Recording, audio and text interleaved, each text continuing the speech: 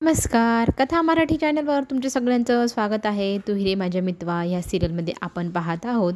आईने सांगितलं ईश्वरीला की हे घर तुझं आहे, आता याला नीट सांभाळ. तुझं लग्न झाले, ह्या घरात सगळ्यांशी जुळतं मिळतं घे. आणि आपलं लग्न बघता बघता होऊन पण गेलं. ह्या गोष्टीने ईश्वरीला खरंच खूप मोठा धक्का बसलेला असतो. अंजली येते तिच्याजवळ आणि तिला सांगू लागते, हे जरी सत्य असलं की आज तुझं लग्न अर्णवसोबत झालं आहे, पण ते खूप झटपट घडलेल्या घटना आहे. त्यातनं तुला नक्कीच धक्का बसलेला आहे. मला दिसतंय, ते कळतंय. आम्हीही समजू शकतो हे सगळं किती पटपट घडलं. पण आता ह्या सगळ्या गोष्टींचा स्वीकार करायला हवा आणि आलेल्या परिस्थितीला सामोरे जायला हवं. ह्या घराला, ह्या अर्णवला, सगळ्यांना तू सांभाळावा आणि तू सगळ्यांचं मन जिंकावा अशी माझी इच्छा आहे, असं म्हणत अंजली तिला समजूत घालू लागते. त्यावेळेला तिला माहिती आहे, ती तिला बोलते की तुला वाटत असेल मी हे सगळं का बोलते, पण एक मोठी बहीण या नात्याने मी तुला सांगू शकते की चिंटू मनाने खूप चांगला आहे. त्यांनी जर काही केलं असेल तर त्यांनी ते विचारपूर्वकच केलं असेल. माहिती आहे तुझ्याबाबत तो किती पॉझिटिव्ह आहे. तुझ्यावरती कसले संकट येऊ नये, तुझ्यावरती कोणी बोट उगारू नये, ह्या गोष्टीच्या भीतीनेच त्याने हे सगळं केलं. पण तू त्याला समजून घे, या घराला समजून घे, सगळ्यांना आपलंसं करून टाक. तू ते नक्कीच करशील याची मला खात्री आहे, असं अंजली ईश्वरीशी बोलत असते. ईश्वरी एकही शब्द तिच्या तोंडात बोलत नसते आणि तिची समजूत मात्र अंजली काढण्याचा प्रयत्न करत असते. आता मी तुला तुझ्या रूममध्ये नेऊन सोडते, तू तिथे जाऊन आराम कर. चिंटूची रूम आता ही तुझीच रूम आहे असं समजायचं. इकडे मामा रूममध्ये येतात. आकाशने हे सगळं काय करून ठेवलं म्हणून त्यांना टेन्शन येतं आणि आकाशने हे केलं आहे. आता अर्णव फारच चिडचिड करेल याचीही त्यांना जाणीव होती. अर्णवने रूममध्ये एंट्री करताच हे काय मामा सगळं, तर अर्णवला मामा समजून सांगतात की आता हे सगळं लहान मुलांचा पराक्रम आहे. आकाश लहान आहे, त्याला माहिती आहे नाही काही ह्या सगळ्या गोष्टीचं सिरियसनेस. पण ठीक आहे ना, तू चिडू नकोस, तू डोकं शांत ठेव. आणि सगळ्यांची इच्छा असतात ना, तसे त्याचे भावाबद्दल काही इच्छा असतील त्यांनी ते पूर्ण केल्या. आपण त्याचं रिस्पेक्ट करायला हवा. आणि आता तू खरं तर ईश्वरीबाबत काय विचार केला आहे? ती तुझी जबाबदारी आहे, तुझी बायको आहे, तेव्हा तुला सांभाळून घ्यावा लागेल. तिची मन समजूत तुला काढावं लागेल. पण असं सगळं बोलत असताना अर्णव मामाला म्हणतो, तुम्हाला काय वाटतं ईश्वरीसाठी काय मी मोठा हिरो लागून गेलो आहे? विलन आहे तिच्या नजरेमध्ये मी, तिच्याशी जबरदस्ती लग्न करणारा. आणि ती माझ्यावर किती रागराग करते हेही मला दिसत आहे ना. या सगळ्यातनं मला मार्ग कसं काढावा हे सुचेनासं झालं आहे.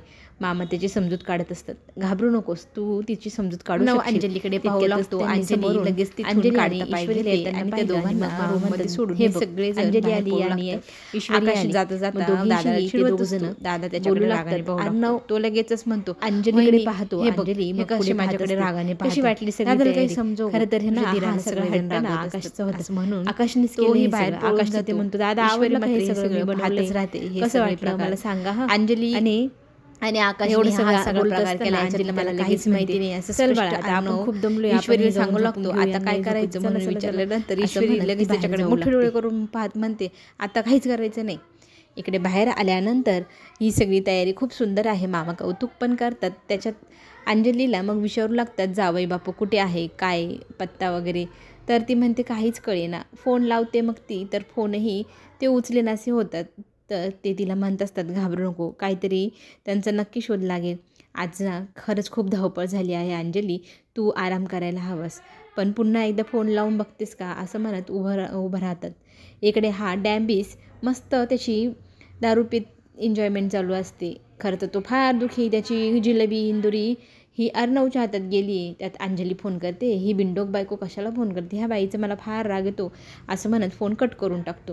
तर ती सांगू लागते मामाला, यांनी ना 2 वेळा फोन कट केला. मामा म्हणतं, तू टेन्शन घेऊ नको, तू जाऊन ना आता आराम कर, खूप दमलीस थकली आहेस तू, आकाशीला घेऊन जा, असं सांगत आकाश मग तिला रूममध्ये सोडवायला जातो. इकडे मात्र राकेशचा संताप झालेला असतो. ह्या सगळ्या बिंडोकांमुळे आज माझी जिलेबी माझ्या हातातून निघून गेली. पण त्या दोघांना असं वाटत असेल की ते दोघंजणं लग्न करून सुखी राहतील.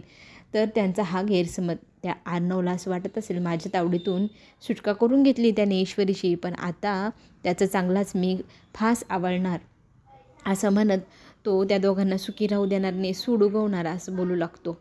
इकडे मात्र ईश्वरी फार रागवलेली असते, संतापलेली असते. अर्णव तिच्याशी बोलण्याचा प्रयत्न करतो. हा सगळा दिवसभरात जो घडलेला प्रकार आहे त्याच्याबद्दल, पण ती त्याचं काहीच ऐकून घ्यायला तयार नसते. नेहमीप्रमाणे स्वतःचंच कांगावा ती सुरू करते. त्यातली त्यात ती त्याला सांगत असते, तू माझ्या गळ्यात जबरदस्ती मंगळसूत्र घातलं. तर तो म्हणतो, तुला समजत कसं नाही, त्या हॉटेलमध्ये जर तुला पकडलं असतं, तू तिथे काय करते म्हणून प्रश्न विचारले असते, तुला जेलमध्ये टाकलं असतं. तर ती म्हणते, तुम्हीच हे सगळं घडवून आणतात आणि स्वतःच निस्तरायला आले म्हणून कॉलर टाईट करून घेतात, माझ्यासमोर हिरो बनण्याचा प्रयत्न करतात.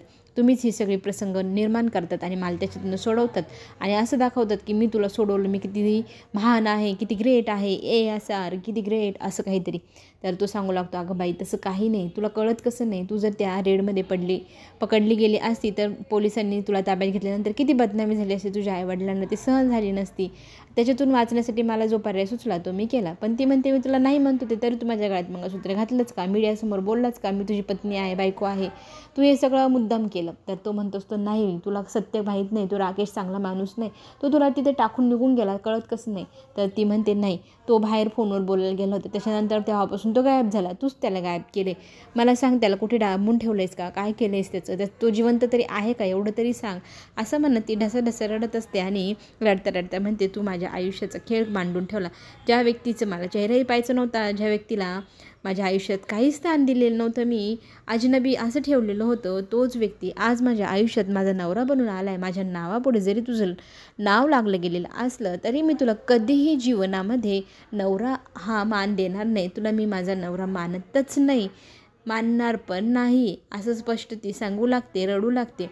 आर्नव समजत असतो, इतकी मी समजूत काढतोय तरी तुला समजत का नाही आहे, तू का माझ्यावर आरोप लावते, त्यावेळची परिस्थिती तुला माहिती आहे ना काय होती, म्हणून मला हे सगळं करावं लागलं. त्यावेळेला ती म्हणते, माझ्यापासून दूर राहायचं, माझ्यापासून जवळ यायचं नाही, मला काहीही समजवण्याचा प्रयत्नही तुम्ही करू नका, असं म्हणत ती त्याच्याशी वाद घालत असते. आता तिला रडताना पाहून अर्णवने आता तिला काही सांगण्याचं माघार घेतलेली असते. काहीच सांगायला नको ह्या बाईला, आत्ता बाईची परिस्थितीच नाही काय ऐकून घ्यायची, हे त्याच्या लक्षात येतं. ती ढसाढसा रडत असते, तिच्यासाठी पाणी आणतो पण ती घेत नाही. मग तो टेबलवरती ठेवतो आणि तिला रडताना रडू नको म्हणू लागतो, पण ती रडतच असते. तू माझी जिंदगी स्पॉईल केली, बरबाद करून ठेवलं मला, असं म्हणू लागते.